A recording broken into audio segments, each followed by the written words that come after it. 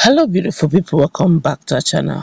The rearrest of Nnamdi have been resonating everywhere, especially in Nigeria, in the southeast region, and of course the staunch followers of Nnamdi. But as we speak, a lot of Nigerians are beginning to wonder what is the way forward, as both parties, both the Nigerian counterparts, the federal government and the IPOB Defense Council, and those lovers and followers of IPOB are standing their ground on their versions, and the federal government have decided to counter some of the claims made by Nnamdi council, and claims being going up and down on social media. But before going to the newspaper to find out what it is the federal government is saying, obviously we all are in for a very long ride. We're going to keep you updated as more information keep coming on this. But before going to the newspaper to find out what it is the federal government is laying very strong claim over, and they're not letting it go anytime soon, we'd like you to subscribe to our channel by clicking on the red subscribe button. Beside it, you see a bell notification icon. Please go ahead, click on it to get notified as soon as we update our channel on YouTube. Alright, let's go straight into the news of the day. The Office of the Attorney General of the Federation and Minister of Justice has said the rearrest of the leader of the indigenous people of Biafra, Nnamdi, was in accordance with the legal process.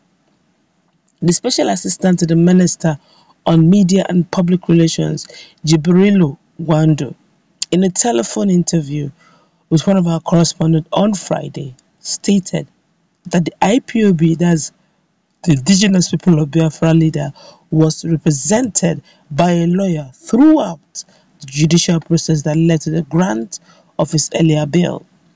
Kanu is facing an 11-count charge of treason, treasonable felony, terrorism, and illegal possession of firearms, among others. Jumped bail in 2017 and left the country only to re-emerge in Israel and then in the United Kingdom.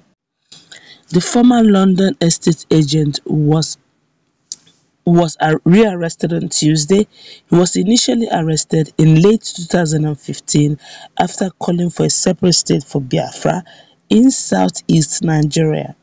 He was rearranged before a federal high court in Abuja on Tuesday and ordered to be remanded in the custody of the DSS while the case was adjourned till July 26 and July 27, 2021.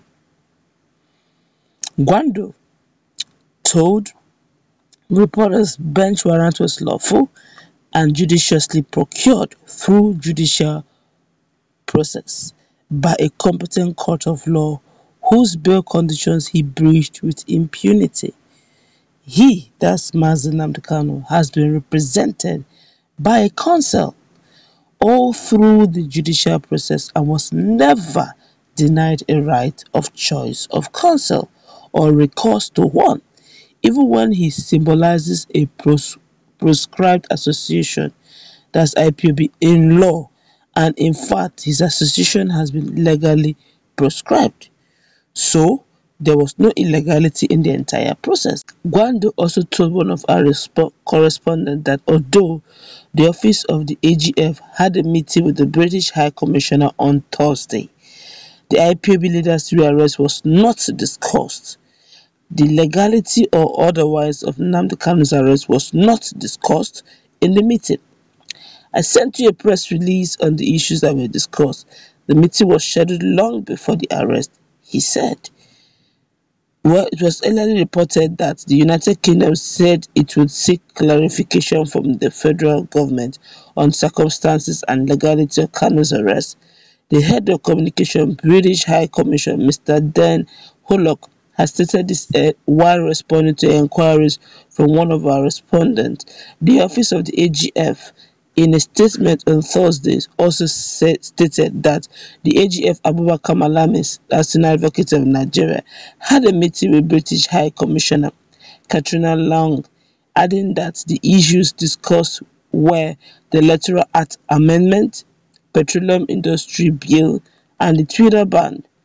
The federal government explained that security and intelligence agencies were on the trail of Kanu for over 2 years before he was rearrested, saying the head of the IPOB movement was detained again on Sunday without giving details on the location of his arrest.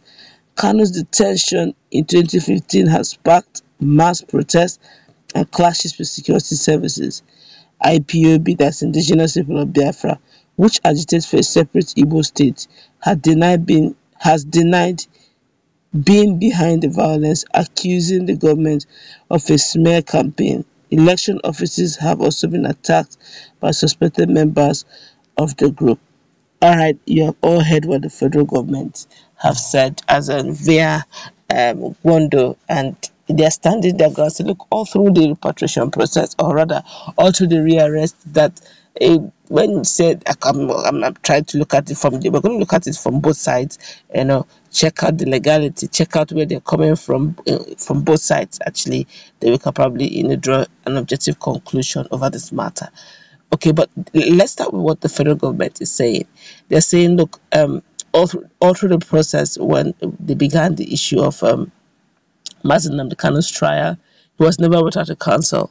Okay, there've always been a lawyer defending, representing him. So it was not a case of kangaroo court. It was a process, a legal judicial process. And so when they told him to, okay, we're going to grant you bail, you'll be coming from home, you don't travel out, all right, until you complete the trial process. And according to the federal government, just in 2017, while the trial was still ongoing, he left. All right, he said the first time they saw him or heard about him was in Israel. Then the next again they heard about him was in London, UK. And ever since then, the security intelligence in Nigeria have been training this movement to get him back to conclude the process of trial. So he's saying, based on the fact that from the beginning of this whole saga, this whole trial, he has always been with a legal counsel. So he cannot wake up one morning and say that's not true. Then from IPOB counsel, from IPOB point of view, they have the opinion that he didn't jump bail, that he was attacked in his home by the military, that if he hadn't run away for his dear life, he would have been killed. So hence, that was why he had to leave. And he's saying, look, if you want me to come back and ensure my safety, then I'll come back. But of course, he didn't come back willingly on his own. Then, they also looked at the process of him being repatriated to Nigeria is what the Igbo British lawyers are looking at. And they're saying that that process is illegal. It's now up to you. Let's meet in that conversation, please. What's your take on what the federal government is saying and what IPOB is saying? Listen to